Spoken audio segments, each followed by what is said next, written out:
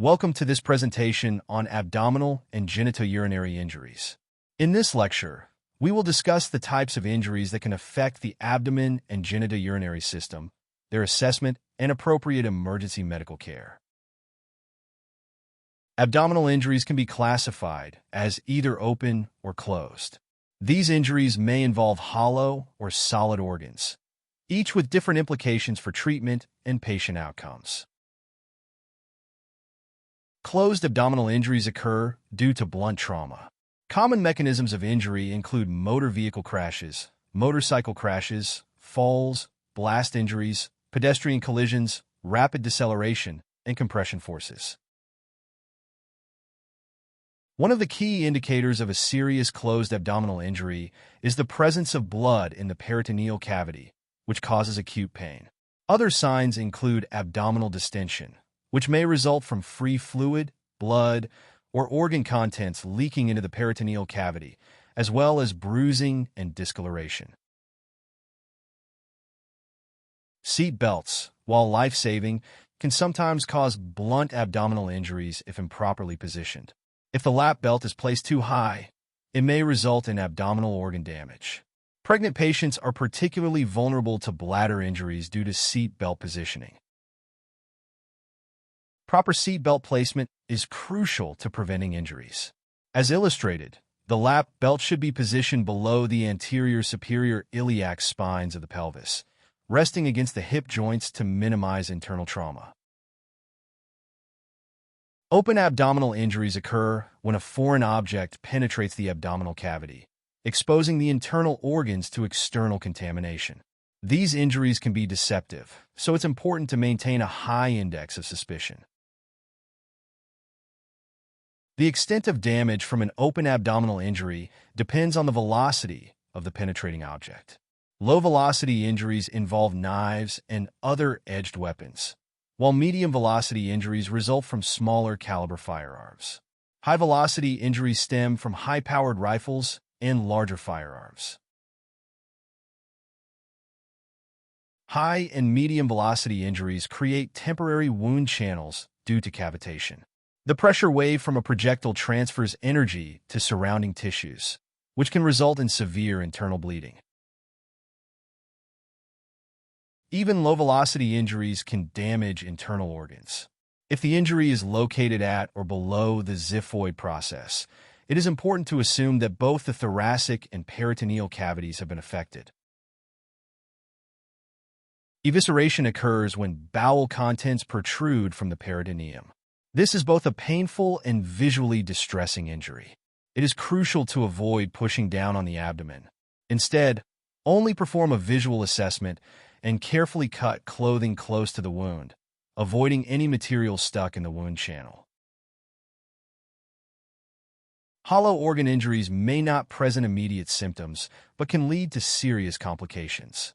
When a hollow organ, such as the stomach or intestines, is damaged, it can spill highly toxic and acidic contents into the peritoneal cavity, leading to infection. Hollow organs can be injured by both blunt and penetrating trauma. Blunt trauma may cause the organ to rupture, releasing fluids and air. Penetrating injuries result in direct tissue damage. Injuries to the gallbladder and urinary bladder can be particularly dangerous due to their contents being highly damaging to surrounding tissues. Unlike hollow organs, solid organs such as the liver, spleen, and kidneys contain significant blood supply. Injuries to these structures can lead to rapid blood loss and hypoperfusion, making early recognition and management critical. The liver, the largest abdominal organ, is highly vascular and susceptible to significant blood loss when injured. A fractured lower right rib or penetrating trauma can lead to liver damage, often presenting with referred pain in the right shoulder. The spleen and pancreas are also highly vascular and prone to significant bleeding. The spleen is commonly injured in motor vehicle collisions, falls from heights, and bicycle or motorcycle accidents involving handlebars. A ruptured or penetrated diaphragm can allow loops of bowel to enter the thoracic cavity, causing breathing difficulties. Patients with this injury may present with dyspnea or respiratory distress. Kidney injuries can result in significant blood loss. A key indicator of kidney trauma is blood in the urine. If blood is visible at the urinary meatus, it suggests severe trauma to the genitourinary system. Assessing abdominal injuries can be challenging. While the cause of the injury may be apparent, internal damage is often hidden. Patients may also have more painful injuries elsewhere, delaying the recognition of abdominal trauma. When assessing an abdominal injury, visually inspect for penetrating wounds. If an entrance wound is found, always check for an exit wound. Never remove an impaled object, as it may be controlling internal bleeding. When treating closed abdominal injuries, it is essential to monitor for signs of shock. Patients may experience nausea and vomiting due to internal bleeding or organ damage. Administer oxygen as needed, especially for unconscious patients or those in shock. If the patient is showing significant signs of gastric distension, consider calling for advanced life support to assist with gastric tube placement. For open abdominal injuries, immediate assessment is necessary, as these wounds often result in serious, unseen blood loss. Penetrating injuries are typically obvious with external bleeding, but internal bleeding may be just as severe. Always maintain a high index of suspicion and prepare for rapid transport if needed. When managing open abdominal wounds, always inspect the patient's back and sides for an exit wound. Apply a dry, sterile dressing to all open wounds to reduce contamination.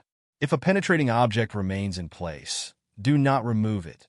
Stabilize the object with a bandage to prevent further internal damage. Severe abdominal lacerations can result in evisceration, where internal organs protrude from the wound. This is a critical injury requiring immediate and proper care. Avoid touching or pushing down on the exposed organs, as this may cause further damage or bleeding. If an evisceration is present, do not attempt to replace the exposed organ back into the abdomen. Instead, cover the area with a moist, sterile dressing to keep the tissue hydrated. Secure the dressing in place with a bandage, ensuring the organ remains protected and warm. An open abdominal wound loses body heat rapidly, increasing the risk of hypothermia. To manage this, cover the patient appropriately while ensuring the wound remains protected. Depending on your local protocol, use an occlusive dressing to help prevent further contamination and heat loss. The genitourinary system plays a vital role in both waste elimination and reproduction. Many of the organs in this system are located in the abdominal region. While male genitalia are external, female reproductive organs are mostly housed within the pelvic cavity, offering some level of protection. The male genitourinary system includes several structures: the testicles, vas deferens, seminal vesicles, prostate gland, urethra, and penis. Injuries to these structures, while often distressing, are rarely life-threatening but require careful management to preserve function. The female reproductive system consists of the ovaries, fallopian tubes, uterus, cervix, and vagina. Trauma to these structures is less common, but can be serious, especially if the uterus is involved during pregnancy. Kidney injuries are not uncommon in trauma cases, and they rarely occur in isolation. Since the kidneys are well protected by the rib cage and surrounding muscles, significant force, such as a direct blow or penetrating injury, is usually required to cause damage. Suspect kidney injury if the patient has abrasions, lacerations, or contusions on the flank. Additionally, penetrating wounds in the upper abdomen or fractures in the lower ribs or spine may indicate kidney involvement. The presence of a hematoma in the flank region is also a concerning sign. Bladder injuries may result from blunt trauma to the lower abdomen or pelvis. Rupture of the bladder can lead to urine spilling into surrounding tissues, causing further complications. In males, sudden deceleration forces can shear the bladder from the urethra, and pregnancy increases the risk of bladder injury due to displacement. Pelvic fractures can result in bladder perforation, allowing urine to leak into the pelvic cavity. This can cause severe pain and increases the risk of infection. Any patient with a suspected pelvic fracture should be assessed for potential bladder involvement. Injuries to the male external genitalia, such as lacerations or avulsions, can be extremely painful and distressing for the patient. While these injuries are rarely life-threatening, they should still be managed carefully. Pain from genital trauma may also be referred to the lower abdomen. The female reproductive organs are generally well protected within the pelvis. However, in pregnant patients, the uterus expands and becomes more vulnerable to injury. Trauma to the pregnant uterus can pose significant risks to both the mother and fetus. Injuries to the external female genitalia may involve the vulva, clitoris, and labia. Due to the rich nerve supply in this area, even minor injuries can be extremely painful. When treating external bleeding, a sterile absorbent pad can be used, but nothing should be inserted into the vagina. Due to the sensitive nature of genitourinary injuries, patients may feel embarrassed. Maintain a professional and compassionate demeanor. Whenever possible, have an EMT of the same gender conduct the assessment to increase patient comfort.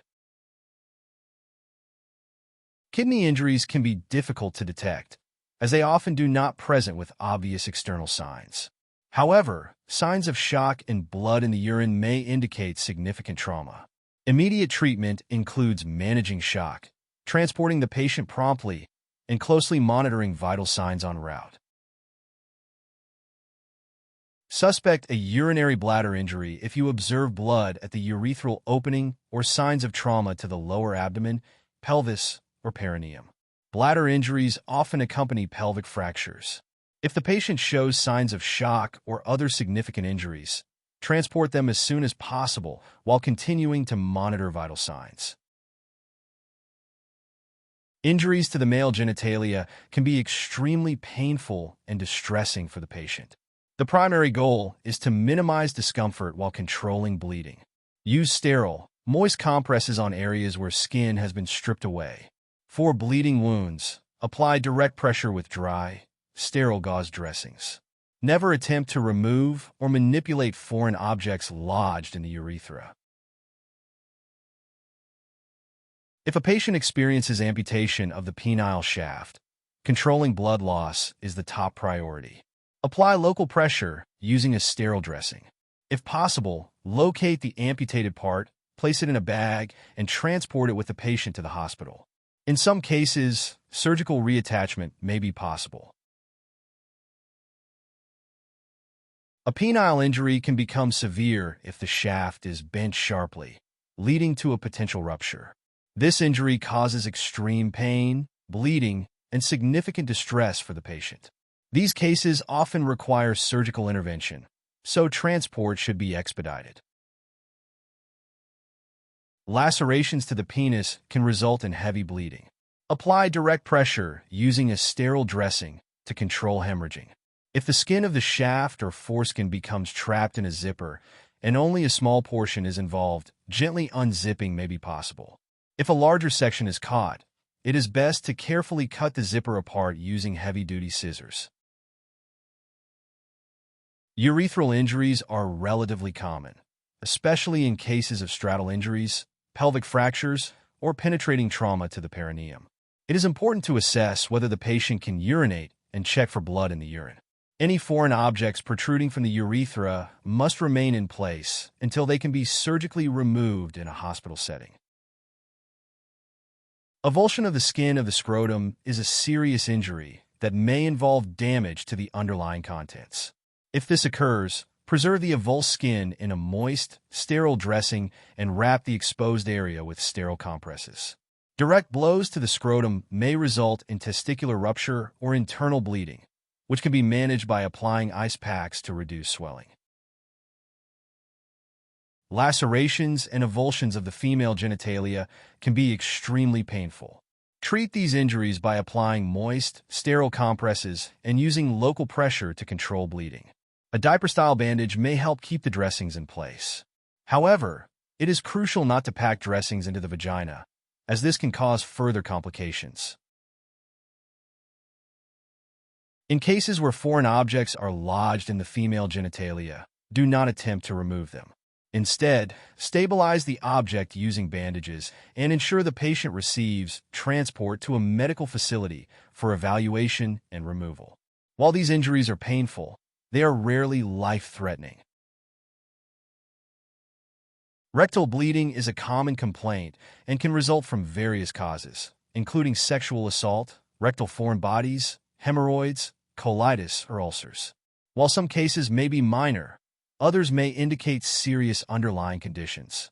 Treat any associated injuries and ensure the patient is transported for further evaluation.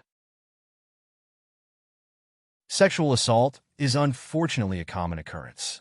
While victims are often women, men and children can also be affected. In these cases, EMTs should focus on providing compassionate care and emotional support while addressing any physical injuries.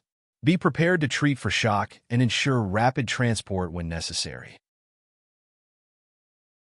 When treating a sexual assault survivor, avoid performing unnecessary examinations unless required for life-threatening injuries.